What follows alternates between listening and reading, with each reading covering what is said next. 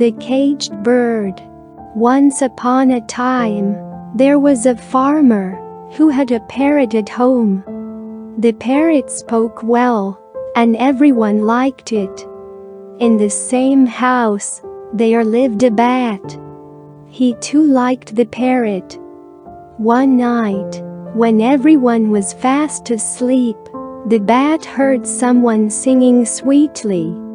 "What a beautiful voice," he thought. It went outside to see. "Where is this voice coming from?" he thought to himself.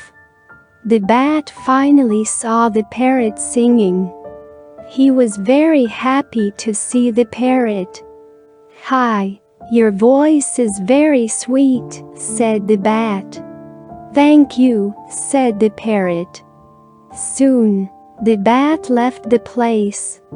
The next morning, the bat came with fruit to the parrot.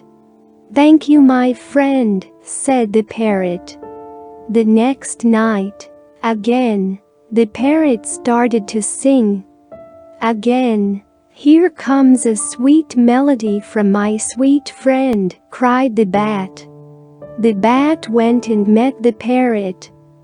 "Hi, you started to sing again?" asked Bat. "I love singing," exclaimed the parrot. "But why don't you sing in the morning then?" asked the bat. The parrot said, "One day, I was on the field and singing happily. A hunter came and caught me and sold me to this farmer." Hearing this, the bat started to laugh and said, "Don't misunderstand me. You are already in a cage. Even if you sing in the morning, who is going to catch you? You are right. But if someone else takes me away from here," asked the parrot, "no one will take you from here." "Oh, dear. I should have thought about it long back. I will start singing in the mornings too, from tomorrow," said the parrot happily. The moral: precautions are useless after the crisis.